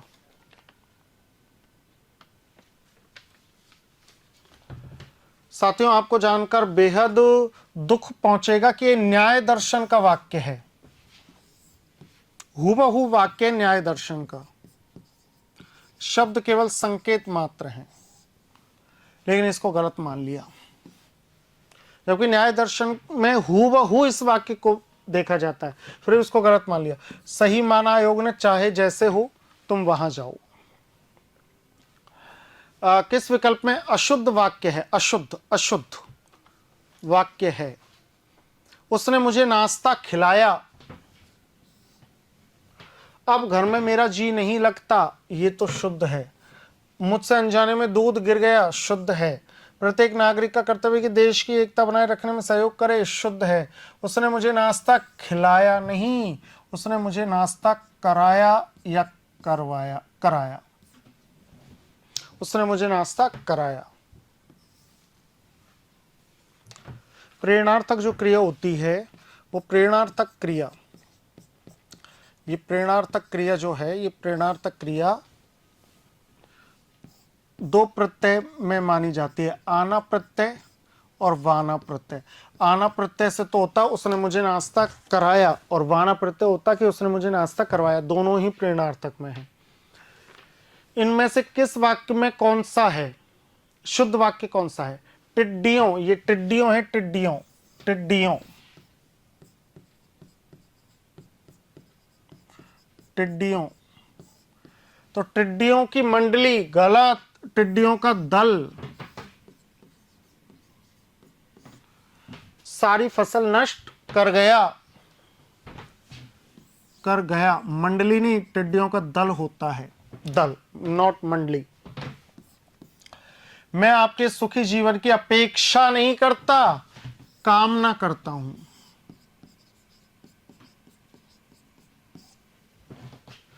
वह पेट के लिए नाक घिसता फिरता है, गलत, नाक रगड़ता फिरता है।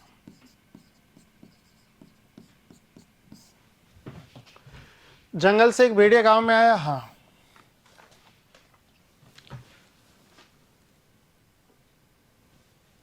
इसको डिटेल में समझाएंगे।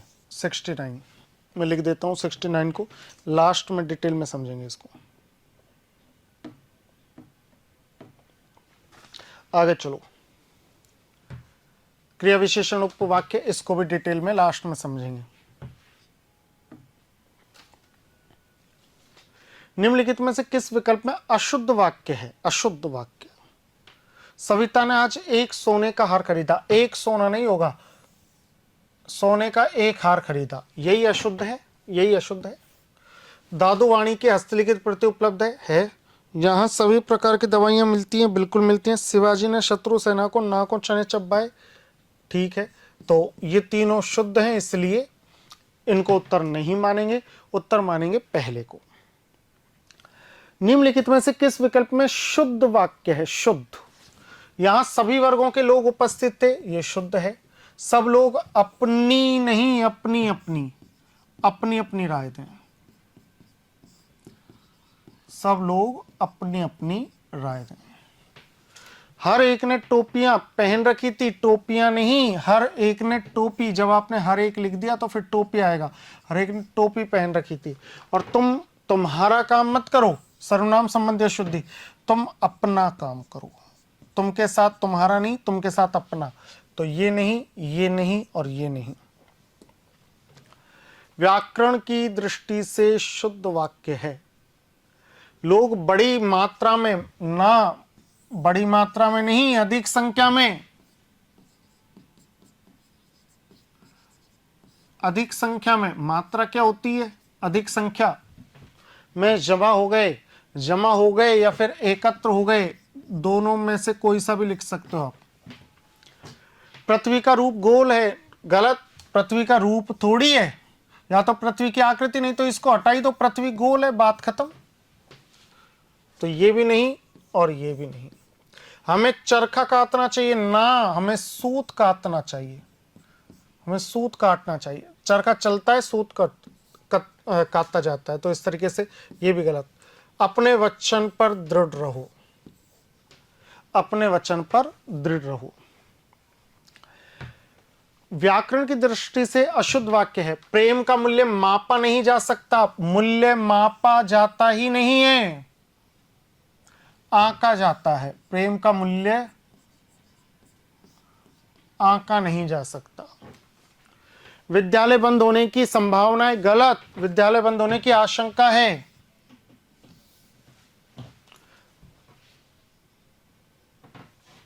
लेकिन यहां मेजर मिस्टेक तो वहां हो गई। 4 आदमियों के बैठने की व्यवस्था करो, और सैनिकों को कई कष्ट सहने पड़ते हैं। प्रेम का मूल्य मापा नहीं जा सकता, अशुद्ध वाक्य। ठीक है साथियों, इसमें उत्तर होगा ए। आयोग ने इसमें क्या माना है? एक ही माना है। किस वाक्य में विराम चिन्हों का सही प्रयोग नहीं हुआ है? बताओ इसमें क्या उत्तर होगा। हे प्रभु मुझे शक्ति दो, ये तो इसमें तो ठीक हुआ है। वह अपने घर आया या नहीं, इसमें प्रश्न का भाव है, सही हुआ है। राम राम, उसने यह क्या कर दिया, यहां प्रश्न थोड़ी है, प्रश्न थोड़ी पूछ रहा है वो तो भाव व्यक्त कर रहा है कि राम राम उसने ये क्या कर दिया। ये तो प्रश्न थोड़ी, ये तो भाव है, तो यही गलत है। और तुम समझते हो कि तुम निराबालक है, कि वह निराबालक है, परंतु वह, तुम समझते हो कि वह निराबालक है। निरा तो क्या है, निराबालक है परंतु वह, हाँ ऐसा मान्य है, ऐसे डॉट डॉट डॉट डॉट ये मान्य है, लेकिन गलती इसमें तीसरे में होगी साथियों, क्योंकि राम राम उसने यह क्या कर दिया, यहां पर प्रश्नवाचक चिन्ह नहीं आएगा, तो क्योंकि प्रश्न पूछ ही नहीं रहा वो। किस विकल्प के सभी शब्द स्त्रीलिंग शब्द है, उल्लू पुल्लिंग, सभा स्त्रीलिंग, आंख स्त्रीलिंग, कैंचुआ पुल्लिंग, फौज पुल्लिंग सॉरी स्त्रीलिंग, प्रजा स्त्रीलिंग, चील स्त्रीलिंग, जोंक स्त्रीलिंग, कोयल स्त्रीलिंग, भेड़िया पुल्लिंग, टोली पुल्लिंग, टोली स्त्रीलिंग, बाघ पुल्लिंग। वो पूछा है कि सभी शब्द स्त्रीलिंग हैं, इसका उत्तर हो जाएगा साथियों तीसरा। घर घर मिट्टी के चूल्हे, घर घर मिट्टी के चूल्हे। साथियों ये जो वाक्य उठाया है, वाक्यांश जो उठाया है, ये भर्तृहरि जी की कथा में से उठाया गया है कि एक महिला जो उन्हीं के किसी मंत्री की पत्नी थी, वो जब सती होने जा रही थी तो उन्होंने इशारे के रूप में कहा भर्तृहरि जी से कि घर घर मिट्टी के चूल्हे। तो घर घर मिट्टी के चूल्हे का मतलब क्या होता है, मिट्टी के चूल्हे पर खाना अच्छा बनता है? नहीं। हर घर में गैस के चूल्हे की सुविधा नहीं है? गलत। मिट्टी के चूल्हे से बहुत परेशानी कठिनाई होती है? नहीं। हर घर मिट्टी के चूल्हे का मतलब है कि हर आदमी के साथ कुछ ना कुछ कमी, बुराई और कठिनाई लगी रहती है, लगी रहती है। इसका चौथा उत्तर है कि घर घर में मिट्टी के चूल्हे, है ना। टका सा जवाब दे दिया उसने यार, टका सा जवाब दे दिया। टका सा जवाब देने का भाव, टका सा जवाब, स्पष्ट नकारात्मक उत्तर देना, स्पष्ट वक्ता होना ना, सबसे बेरुखी से बात करना ना, खरी खरी सुनाना ना, स्पष्ट मना कर दिया यार उसने, तो बिल्कुल टका सा जवाब दे दिया। तो टका सा जवाब देना नहीं, स्पष्ट मना कर देना, नकारात्मक उत्तर देना। यदि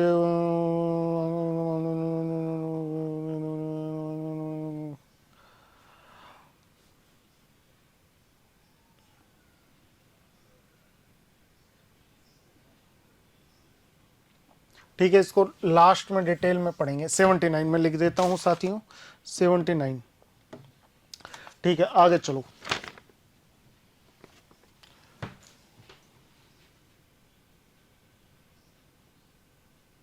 वैसे ये है क्या, निम्नलिखित, इसको यही समझो, निम्नलिखित में से गलत कथन है।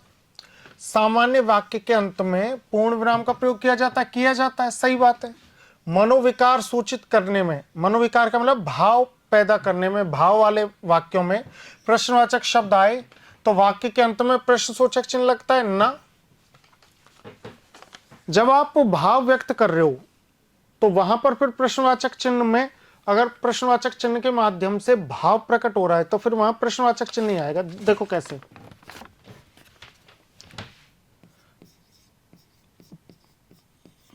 तुमने क्या किया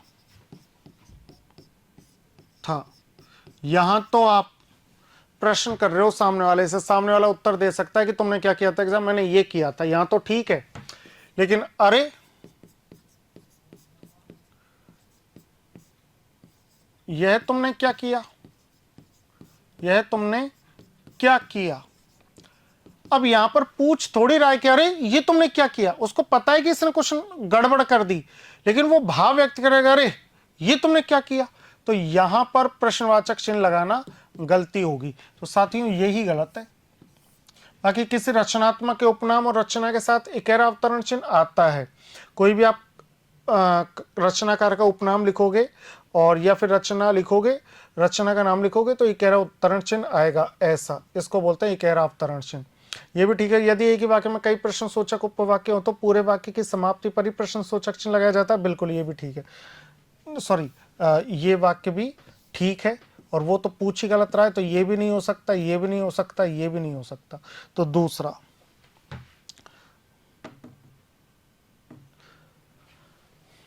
किस विकल्प में एंडोर्समेंट का समकक्ष हिंदी पारिभाषिक शब्द नहीं है? मूल्यांकन भी होता है, पृष्ठांकन भी होता है, एंडोर्समेंट, समर्थन भी होता है, बेचान।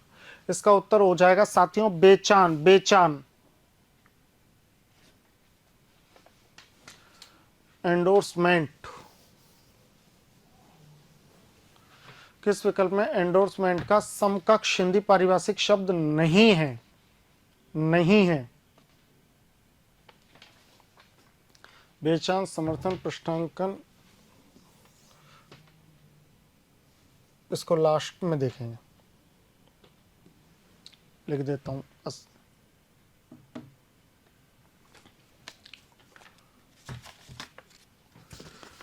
किस विकल्प में दिए गए अंग्रेजी पारिभाषिक शब्द का, दिए गए पारिभाषिक शब्द का समकक्ष हिंदी पारिभाषिक शब्द सही नहीं है? सही नहीं है, नहीं पूछ रहा है। एक्सेलरेशन, त्वरण, एक्सेज, आधिक्य, नहीं नहीं, एक्सेज आधिक्य नहीं, एक्सेज का मतलब पहुंच होता है, पहुंच, पहुंच, पहुंच, तो यही नहीं है, तो इसका उत्तर दूसरा हो जाएगा, डिवर्जन, विषयांतर और ऑब्जेक्टिव वस्तुपरक। ठीक है, अगला देखो, किस विकल्प में उल्लिखित अंग्रेजी पारिभाषिक शब्द का समकक्ष हिंदी पारिभाषिक सही है? हिंदी पारिभाषिक सही है, इनमें से एक सही है।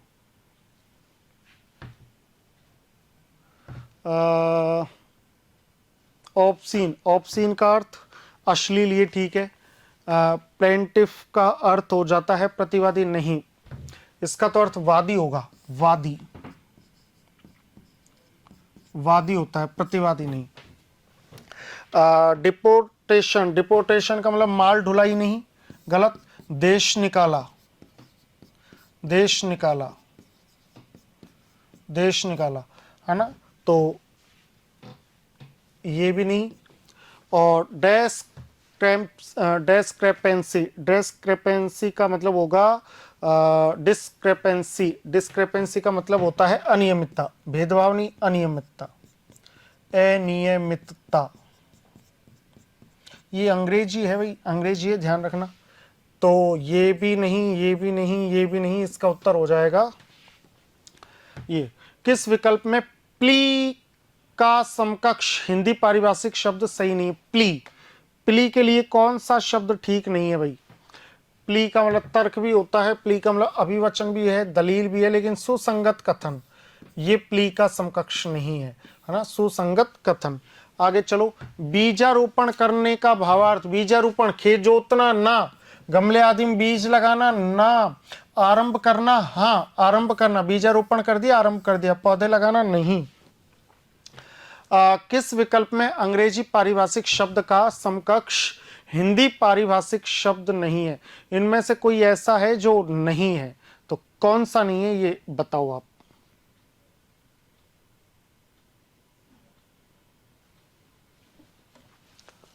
कौन सा नहीं है?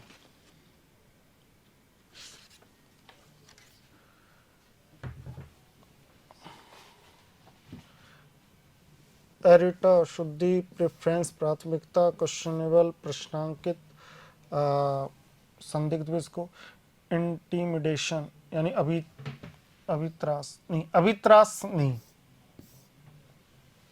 ये इसका उत्तर है, ये इसका उत्तर है। इंटिमिडेशन का अर्थ अभित्रास नहीं होता, इसका अर्थ होता है किसी को डराना, किसी को डराना, तो ये चौथा इसका उत्तर है। इनमें से किस विकल्प में एक्सेप्शनल शब्द का समकक्ष हिंदी पारिभाषिक शब्द नहीं है? असाधारण, अपवाद तो होता है, असाधारण भी होता है, विशिष्ट भी होता है, स्वीकारात्मक, इसका उत्तर हो जाएगा साथियों स्वीकारात्मक। स्वीकारात्मक भाई अपवादात्मक भी, ये अपवाद है, असाधारण है, विशिष्ट है, लेकिन स्वीकारात्मक इसका नहीं होगा। आगे चलते हैं। प्रोमिसरी नोट, प्रोमिसरी नोट के लिए समकक्ष हिंदी पारिभाषिक शब्द होगा। प्रोमिसरी नोट, प्रोमिसरी नोट के लिए हिंदी समकक्ष पारिभाषिक शब्द होगा प्रॉमिस करने वाला। प्रॉमिस करने वाला वचन पत्र, शपथ पत्र नहीं, प्रतिज्ञा पत्र नहीं, वादा पत्र नहीं, वचन पत्र। साथियों इसको बोलेंगे वचन पत्र। इनमें से किस विकल्प में अंग्रेजी शब्द का समकक्ष हिंदी पारिभाषिक शब्द सही नहीं है? इनमें से एक ऐसा है जिसका हिंदी अर्थ ठीक नहीं है, तो बताइए क्या है? एक्विट, दोष मुक्त करना, ठीक है। इक्विटेबल, न्यायोचित, ठीक है। इविक्शन, एविक्शन, निष्कासन, ये ठीक है। इंजंक्शन, इंजंक्शन का मतलब होता है निषेधाज्ञा, इसको हटा दो, यहां लिख दो निषेधाज्ञा। निषेधाज्ञा, तो इसका उत्तर हो जाएगा चौथा। इसके बाद आगे चलते हैं। ये देखो, ये तुम्हारा पीछा नहीं छोड़ेंगे, इस बात का ध्यान रखना, ये तुम्हारा पीछा नहीं छोड़ने वाली। एग्रीगेट, एग्रीगेट का अर्थ औसत नहीं, औसत तो एवरेज को बोलते हैं, इसका होगा सकल। सकल। चार्जेबल, व्यवहार्य, डेलिमिटेशन, परिसीमन, डिमार्केशन, सीमांकन। ठीक है साथियों, इसका उत्तर फिर पहला ही होगा। पारिभाषिक शब्द गलत है, यही गलत है। अगला देखो, निम्नलिखित में से किस विकल्प में सही संधि विच्छेद है? अनु और ईशा, अन्वेषण, अति, उत्तम, उत्तम, उत्तम नहीं, उत्तम, उत्तम, तो ये तो बिल्कुल ही गलत हो गया। वो पूछा निम्नलिखित में से किस विकल्प में सही संधि विच्छेद है? अनु और वय, गलत, अनु अय, है ना। अब बताओ, अनु और ईषण होता है क्या? नहीं, अनु और एषण साथियों, अनु और एषण, अन्वेषण। अंबुर्मी, अंबु और ऊर्मी, अंबुर्मी, ठीक है, अंबुर्मी, स्वर दीर्घ संधि, ठीक है। आगे चलो, इनमें कौन सा संधि शब्द सही नहीं है? सही नहीं है। वात और अयन, वातायन, ठीक है। दक्षिण अयन, दक्षिणायन, ठीक है। कृष्ण और अयन, कृष्णायन भी ठीक है। उत्तर और अयन, उत्तरायण, गलत, उत्तरायण। इसमें साथियों उत्तर हो जाएगा तीसरा। इनमें कौन सा संधि शब्द सही है? नदी और अर्पण, नद्यार्पण नहीं। साथियों नदी और अर्पण मिलकर के शब्द बनेगा नद्यर्पण, नद्यर्पण। सत और नारी, सन्नारी, ठीक है, ठीक है। त्रियोरंबक, त्रयंबक, गलत, त्रियोरंबक मिलकर के बनेगा त्रयंबक, त्रयंबक। और प्रति और ईक्षा, प्रतीक्षा, गलत, प्रतीक्षा, प्रतीक्षा। तो साथियों उत्तर हो जाएगा इसमें दूसरा। इसमें कौन सा उत्तर हो जाएगा? दूसरा। अब देखो, इनमें से किस शब्द में ईयल प्रत्यय नहीं है? ईयल प्रत्यय बेहद आसान है साथियों। बेहद आसान कैसे है? सड़ना और ईयल, सड़ियल, मरना और ईयल, मरली, मरियल, अड़ना और ईयल, अड़ियल। लेकिन नारियल में ईयल नहीं है, नारियल में ईयल नहीं है, ये बात विशेष रूप से आपको ध्यान रखनी है। अगला प्रश्न देखेंगे, किस शब्द में आवट प्रत्यय नहीं है? मिल, आवट, बन, आवट, सज, आवट, लेकिन महावट, विशाल वट। तो यहां पर महा और वट ये दो शब्द हैं, आवट नहीं है। पहला है महा और दूसरा है वट। कि उच्छिष्ट शब्द का संधि विच्छेद, उच्छिष्ट में चे का जोड़ा है, तो पहले को तो बदल दो तय में और दूसरे को बदल दो श में। तो ये छी तो बन गया शी और च बन गया त, और यहां उत्तर हो जाएगा दूसरा। फिर किस शब्द में केवल एक उपसर्ग जुड़ा है? सु पहला और प्रसिद्ध दूसरा, प्रति पहला और नी दूसरा, परि पहला और अव दूसरा, अभी केवल इसमें एक है, केवल इसमें एक है, अभी और भावक केवल इसमें एक है। अगला देखो, निम्नलिखित में से उपसर्ग रहित शब्द है। परास्त, परा और अस्त, परा और अस्त इसमें तो है। व्याधि, वी और आधि इसमें भी है। प्रत्येक, प्रति और एक इसमें भी है। अद्यतन, अद्य और तन इसमें नहीं है साथियों, अद्य और तन इसमें नहीं है। अगला देखो, इनमें से किस विकल्प में गलत संधि है? गलत संधि पूछे, मधु और आलय, मधवालय ठीक है। अति और उष्म, अत्युष्म ठीक है। गुरु और औदार्य, गुरु और औदार्य, गुरुवोदार्य गलत। गुरु और औदार्य मिलकर के साथियों गुरुवौदार्य होगा, गुरुवौदार्य, तो इसका यही ठीक होगा फिर।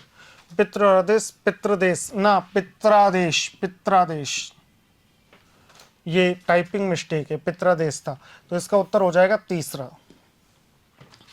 इनमें से किस शब्द का संधि विच्छेद सही नहीं है? वयः और वृद्ध, वयोवृद्ध ये तो ठीक है। अंततः और गत्वा, अंत तो गत्वा ठीक है। पुनः और उक्ति, पुनरुक्ति भी ठीक है। निरीक्षण, निहि और ईक्षण, अरे ईक्षण नहीं, ईक्षण, ईक्षण देखना, इसमें चौथा उत्तर हो जाएगा साथियों। कौन सा उत्तर हो जाएगा? चौथा। अब आगे चलो,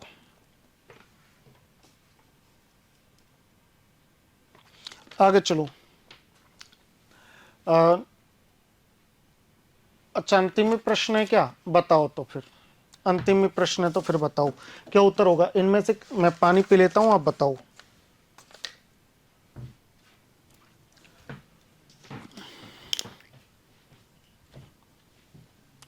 बताओ उसका उत्तर।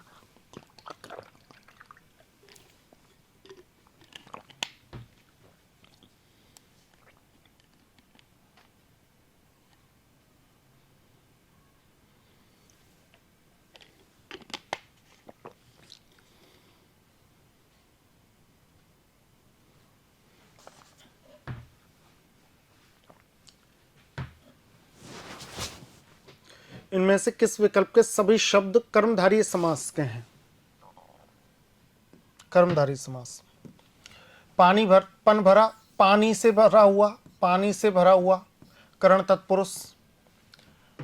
छुट भैया, छोटा है जो भैया, कर्मधारय है, कर्मधारय है। लेकिन यहां तो दोनों ही कर्मधारय नहीं है, तो फिर सॉरी, दोनों में से एक कर्मधारय नहीं है तो हट जाएगा। शुभ आगमन, शुभ है जो आगमन, और चरण कमल, चरण रूपी कमल, ये इसमें दोनों में कर्मधारय है। गृहस्थ, ग्रह में स्थित, ये उपपद तत्पुरुष हो गया, उपपद तत्पुरुष। और देशभक्ति, देश के लिए भक्ति, देश के लिए भक्ति, तो इसमें भी नहीं हो सकता, एक तत्पुरुष आ गया और दूसरा भी तत्पुरुष। निशाचर, निशा में विचरण करने वाला अधिकरण तत्पुरुष। और हुक्मनामा, हुक्म के लिए नामा, एक में संप्रदान, तो इसमें भी नहीं हो सकता। तो साथियों इसका उत्तर हो जाएगा दूसरा। इसका उत्तर कौन सा हो जाएगा? दूसरा। शुभागमन और शुभ है जो आगमन, यहाँ विशेषता बता रहा है आगमन की, और चरण रूपी कमल, तो यहाँ आपका हो जाएगा कौन सा? कर्मधारय।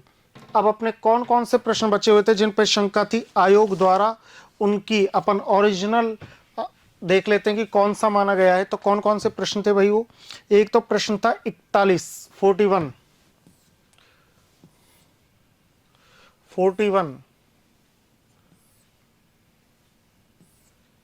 देख लेते हैं कि उनमें कौन सा माना गया है। 41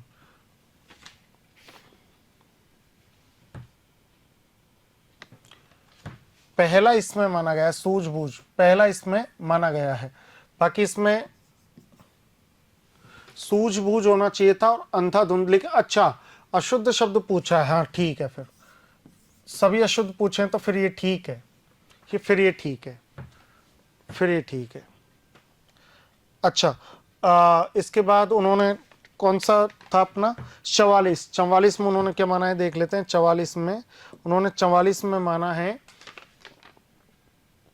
दूसरा, कर्मचारियों की मांग है कि उन्हें वेतन पूरा किया जाए, ये 44 में उन्होंने दूसरा माना है। इसके बाद अपना अगला कौन सा था 69, 69 में उन्होंने देखो आयोग ने क्या माना है, तो 69 पर चलते हैं और 69 पर उन्होंने माना है 69 पर साथियों उन्होंने माना है चौथा। वैसा क्यों कहता है कि हम वहां नहीं जाएंगे, बिल्कुल वैसा क्यों कहता है कि सही वाक्य कौन सा है, गुरुवार 20 मार्च से परीक्षाएं होंगी, इसमें तो यहाँ 20 मार्च के बाद वो लगा हुआ था, तो ये गलत। मैं जानता हूँ मैं क्या चाहता हूँ, इसमें प्रश्नवाचक नहीं आएगा, इनमें यहाँ पर जब हम वाक्यांशों को तोड़ते हैं तो अर्धविराम आएगा, अर्धविराम आएगा, तो इस तरीके से और से पहले कुछ नहीं आएगा, तो इसलिए ये भी गलत। ठीक है, अब आगे चलते हैं। अगला कौन सा था हमारा, अगला था 70, 70 में उन्होंने क्या माना है, तो 70 में उन्होंने माना है साथियों दूसरा, 70 में उन्होंने माना है दूसरा। और इसके बाद एक और था 80 नंबर का, 80 भी देख लेते हैं इसमें उन्होंने क्या माना है, क्योंकि लास्ट में उन्होंने जो माना है वही उत्तर ठीक होगा। और 80 में उन्होंने माना है चौथा, मूल्यांकन, तो यहां मूल्यांकन आपको कर देना है। तो इस तरीके से, तो साथियों बहुत बहुत धन्यवाद आपका, जुड़े रहिए सम्यक के साथ, क्योंकि सम्यक एक ऐसी कोचिंग है, एक ऐसी संस्था है जो परिवार की तरह आपका ध्यान रखती है, कहाँ अटके कहाँ भटके इन बातों का ध्यान रखती है। इसके साथ साथ PYQ जैसी जो श्रृंखला आपके लिए लेकर के सम्यक द्वारा ये पहल की गई है, इसमें सबसे बड़ी बात और ख़ास बात क्या है कि परीक्षा को पास करने के लिए PYQ की बड़ी भूमिका है, बड़ा महत्व है, और इस महत्व में आप अपना योगदान दीजिए, और योगदान देंगे तो ही तो वर्दी मिलेगी, इसलिए आपको मेहनत तो करनी पड़ेगी। आपको पता चलेगा आयोग किस तरीके से पेपर सेट करता है, क्या सोचता है, तो PYQ करना बेहद ज़रूरी है। अगर आप युद्ध के लिए जा रहे हो और उसमें आपको शत्रु की चाल या रणनीति का पता चल जाए, तो ये युद्ध आपके लिए जीतना बेहद आसान हो जाता है। तो PYQ जो है वो परीक्षक की चाल, रणनीति, इन सब चीज़ों के बारे में आपको जानकारी देती है, एक आईना है, एक आईना है, बिल्कुल। तो आप सभी का बहुत बहुत धन्यवाद, जुड़े रहिए सम्यक से, थैंक यू।